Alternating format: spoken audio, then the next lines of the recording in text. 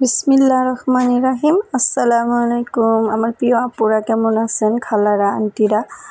তো আলহামদুলিল্লাহ আমিও ভালো আছি, আপনাদের দোয়া আল্লাহ তাআলার রহমতে। তো আমি এই যে কী কাপড় উঠালাম তাই আপনাদের সাথে আজকে শেয়ার করব।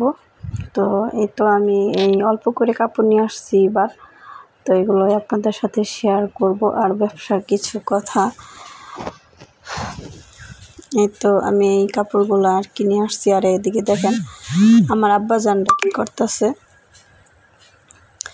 তো আব্বাজানরা চানাচুর দিয়ে বসায় রাখছি, রেখে আমি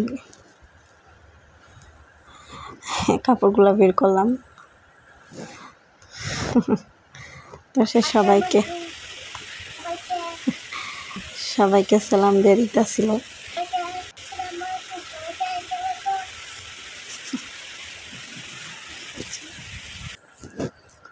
তো এই যে দেখেন, তো প্রথমে এই জামাটা দিয়ে আমি ওই যে জামা তৈরি করছি, সেই কাপড়টা আর কি। আর এগুলো দিয়ে আমি যে এক কালার ড্রেস তৈরি করব, এই জন্য নিয়ে আসছি। চেলি ড্রেস করবো সাদাটা দিয়ে, আর এই যে কালো নিয়ে আসছি, এই যে লাল। তো এগুলো দিয়ে যেহেতু আমি হাতের কাজের ড্রেসগুলো তৈরি করব, ওই জন্য নিয়ে আসছি। আর এগুলো নিয়ে আসছি আমি প্যান্ট তৈরি করব, হ্যাঁ এই জন্য। তো এই যে প্যান্টের কাপড় এগুলো নিয়ে আসছি। আর এখানে এই যে আমি সিট কাপড় নিয়ে আসছি এগুলো। তো ওড়না সেট কাপড় আর কি, ওড়না ছিল। আর এই যে ম্যাচিং গসের ভিতরে যে সেট কাপড়গুলো থাকে, এই কাপড়গুলো কিন্তু আমি নিয়ে আসছি। এই তো দেখেন, তো কাপড়গুলো এই যে সবগুলো কাপড়ই দেখাইতেছি আপনাদেরকে। তো এই যে এটা আরেকটা। তো এবার একদম অল্প করে কাপড় নিয়ে আসছি, কারণ আমি কাপড় কিনতে গেলে খালি কিনতেই থাকি। তো আসলে কাপড় খালি কিনলে হবে না, বুঝতে হবে যে আপনার ওদিকে বিক্রি হবে কিনা। আর আমাদের এদিকে খালি চকচকা কাপড় চলে বেশি, বুঝছেন। যে আমার কাজে দেখবেন খালি হলুদ কালার সবসময় বেশি। তো যেহেতু গ্রামের এদিকে মানুষ খালি চকচকা পছন্দ করে, এই জন্য। তো এই তো এটাও কিন্তু একটা মিক্সি সেট আমার। তো এই তো দেখেন, এখানে দুইটা আমি কাপড় নিয়ে আসছি, মনে করেন দুইটা করে ওড়না নিয়ে আসছি, আর 6 গজ করে কাপড় নিয়ে আসছি। একটা মেক্সি আর একটা কামিজ হবে আর কি, এরকম মাপে আমি কাপড়গুলো নিয়ে আসছি। তো আরবার গেলে মনে করেন 10 গজ 15 গজ এরকম করে নিয়ে আসা পরে হিসাব ছাড়া। তো এবার আর এই ভুল করি নাই, আমি অল্প করে নিয়ে আসছি। এটি বিক্রি হয়ে গেলে পরে আবার যাই নতুন কাপড় আমি নিয়ে আসবো।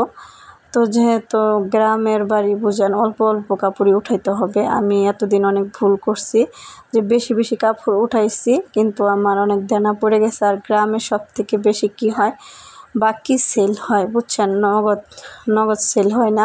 এটা হলো সবথেকে বড় সমস্যা।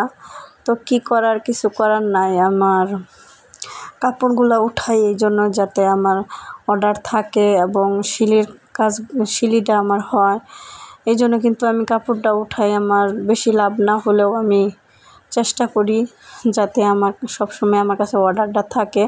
আর যেহেতু আমার কাছে কাপড় থাকবে, তাহলে কিন্তু কাস্টমার সহজেই আমার কাছে চলে আসবে, কারণ যে এখান থেকে কাপড় নিয়ে এখানে বানাইতে দিবে। তো এটার সেট কিন্তু এটা। তো এটা কিন্তু মূলত আমার আগের কাপড় ছিল। তো এটা কিন্তু আমি অনেক বেশি কাপড় নিয়ে আসছিলাম, দেখেন এখনও অনেক কাপড় আছে। তো এখানে মাপা নাই কতটুকু আছে।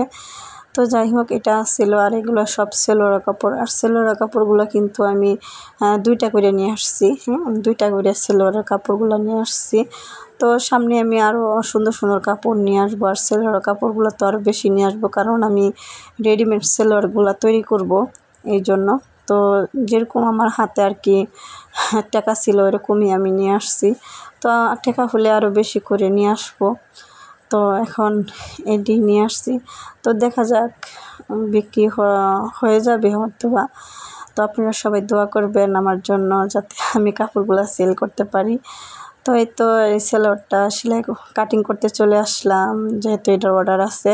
আর এটার জামার সেলাই এবং কাটিং কিন্তু আমি শেয়ার করছি অলরেডি আমার চ্যানেলে। তো এই জন্য এই যে বসে গেলাম। তো এখন এই যে বসে গেলাম, কাটিং এবং সেলাই করব।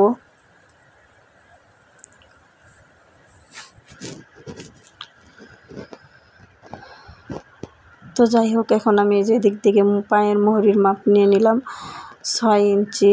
আর এখন আগে যে হায়ের মাপটা নিব 9 ইঞ্চি, যেহেতু এটা 48 ইঞ্চি লম্বা হবে সেলোয়ারটা, আর এটা কুচি সেলোয়ার হবে, ঠিক আছে। এটা কিন্তু প্লাজো হবে না, তো এটা কিন্তু কুচি সেলোয়ার হবে, এই জন্য আমি কাট বসাই দিলাম। আর 9 ইঞ্চি কিন্তু হায়ের কাপড় নিছি। আর এই যে এখান থেকে আমি কোমরটা বাইর করে নিব। এই তো আমি কাপড়টা কিন্তু 11 ইঞ্চি দিয়ে কাটিং করে নিছি, কোমরের কাপড়টা ডবলে, ঠিক আছে। তো এই তো দেখেন আমার কিন্তু কাটিং করা কমপ্লিট। এখন তো পায়ে যে সিলিটা হবে, এই জন্য কিন্তু আমি এখানে এই যে 3 ইঞ্চি করে 6 ইঞ্চি ডবলে মাপে কাটিংটা করে নিলাম। তো এখন আমি এই যে সিলিটা করে নিব। তো এই তো এখন আমি মেশিনে চলে আসলাম। এখন আমি যে প্রথমে কোমরের কাপড়ের জয়েন্টটা দিয়ে নিতেছিলাম।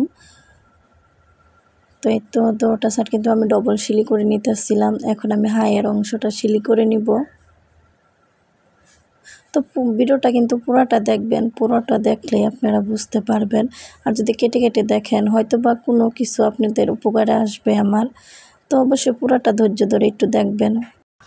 যাই হোক, তো এখন আমি হায়ারটা সেলাই করে নিচ্ছি। এখন আমি পায়ের মুখটা সেলাই করবো, এই জন্য বক্রম নিয়ে নিলাম। বক্রম নিয়ে যেহেতু ছোটো হবে, এই জন্য আমি জয়েন করে নিলাম। তো যেটা বলতেছিলাম যে গ্রামে কিন্তু তেমন বেশি সেল হয় না, তারপরেও চেষ্টা করি যাতে নিজের হাত খরচটা চলে। তো তেমন কিছু মজুরিও কিন্তু আমাকে দেওয়া হয় না, আমাদের এদিকে একদম মজুরি কম। এক সিট কাপড় সেলাই করলে হাইস 100 থেকে 120 টাকা মজুরি আমাদের এখানে। তো একদম মজুরি কম, একদম কম। কী করার, ক্রিটিক্যাল কাজেও তেমন বেশি দেয় না। তো তাই আর কি মাঝে মাঝে ইচ্ছা হয় না যে কাজ করি, তারপরেও কাজ না করলে হাতে টাকা থাকে না, তখন আরও বেশি কষ্ট হয়। তো এই জন্যে কিন্তু মূলত কাজগুলো করার চেষ্টা করি, যাতে কষ্ট হলেও হাতে টাকা পয়সা থাকলে ভালো লাগে, তো নিজের ছোট ছোট চাহিদাগুলো পূরণ করা যায়। তো এই জন্যই কিন্তু আমরা নারীরা কষ্ট করি। তো হাজব্যান্ডে দিলেও তারপরে নিজেদের কত চাহিদা থাকে, তাই না? অনেক চাহিদার, তো মেয়েদের চাহিদা কিন্তু কোনো শেষ নাই। তাই তো সামনে কিন্তু আমি আরও ছোট ছোট বাচ্চাদের জামা এবং প্যান্ট সব কিছু শেয়ার করব আপনাদের সাথে। তো আপনারাও কিন্তু ঘরে বসে না থেকে, তো আমার মেশিন সুতাটা বারবার কাটতেছিল। তো যাই হোক, আপনারাও কিন্তু ঘরে বসে না থেকে কষ্ট করবেন। আমি কিন্তু অনেক কষ্ট করি, চেষ্টা করি, কিন্তু সফলতা এখনও পাই নাই। আল্লাহ তাআলাই ভালো জানে আমি কখনো সফলতা পাবো কি না। তো সেই সফলতার আশা নিয়ে কিন্তু আবার নতুন করে আসা হয় আপনাদের মাঝে। তো যাই হোক, আপনারা যদি ভালোবাসেন আর সাপোর্ট করেন, আশারা আমাকে আমার আশাগুলো সত্যি হবে, স্বপ্নগুলো, তো অবশ্যই আমার পাশে থাকবেন, আমার সাপোর্ট করবেন, আর সবসময় আমার জন্য দোয়া করবেন, যাতে আমার ছোট ছোট স্বপ্নগুলো আমি সত্যি করতে পারি। আমার অনেক ইচ্ছা যে আমি একদিন অনেক বড়, এত বড় না হলেও চলার মতন একদিন আমার ব্যবসাটা ভালো হবে, সেল হবে, আমি বিক্রি করতে পারবো, আমার একটা নাম হবে। তো এই জন্য কিন্তু মূলত কষ্ট করা। তো আপনারাও যারা এরকম আমার মতো গ্রামে থাকেন, কাজ করেন, তো হাল ছাড়বেন না। আমি কিন্তু কখনো হাল ছাড়ি না। আমাকে একটু কাজ যদি ভুল হয়, অনেকে অনেক রকম কথা বলে। আপনি 10টা কাজ ভালো করবেন, কেউ প্রশংসা করবে না। আপনি যদি একটা কাজ ভুল করেন, তাহলে কিন্তু একদম তুলপাট করে ফেলে, বুঝছেন? যেহেতু গ্রামের এদিকে আরও বেশি হয়। টেলার্সে কিন্তু ভুল করলে বেশি কিছু বলার সাহস পাই না, ঠিক আছে। কিন্তু আমরা যেহেতু বাড়িতে তৈরি করি, আমাদেরকে কিন্তু মহিলারা এসে অনেক কথা শুনিয়ে যায় মাঝে মাঝে একটু ভুল হলে। এই জন্য খুব সতর্ক হয়ে কাম করার চেষ্টা করি, তাও মাঝে মাঝে ভুল হয়। তো ভুল সবারই হয়, মানুষ মাত্রই ভুল, তো ভুল হবে, ঠিক হবে, এটাই তো, তাই না? তো আপনি যেমন আপনি প্রতিদিনই ভাত রান্না করেন, তো একদিন দেখবেন হঠাৎ করে আপনার ভাত হয়তো বা চাল হয়ে যাবে, কিংবা মেন্দা হয়ে যাবে, হবে তো। কাজের ক্ষেত্রেও কিন্তু এরকম। তো মাঝে মাঝে কিন্তু ভুল সবারই হয়। বড় বড় টেলার যারা আছে তাদেরও কিন্তু মাঝে মাঝে ভুল হয়ে যায়। তো ভুল হলে আমাদের এখানে অনেক কথা শুনতে হয়। তো যাই হোক, তারপরেও হাল ছাড়ি না, কাজ করব। অনেকে বলে কাজ করে কেন, হ্যান ত্যান। কেন রে ভাই, আমি কাজ করব, 10 জনের কাজ করব, 2 জনের ভালো না লাগলো আর 8 জনের তো আমার কাজ ভালো লাগবে, ঠিক না? তো সেটাই আমার আলহামদুলিল্লাহ। তো এই আশা নিয়েই কিন্তু আমি কাজগুলো করি। তো আমার মতন যারা গ্রামে থাকেন, এরকম কাজ করেন, তাদেরকে বলতেছি হাল ছাড়বেন না, আপনারাও চেষ্টা করবেন, সফলতা আসবে ইনশাআল্লাহ। আল্লাহ তাআলা চাইলে, আর আল্লাহর প্রতি অবশ্যই ভরসা রাখবেন। আল্লাহ তাআলা চাইলে সবই সম্ভব। সম্ভব, তাই না?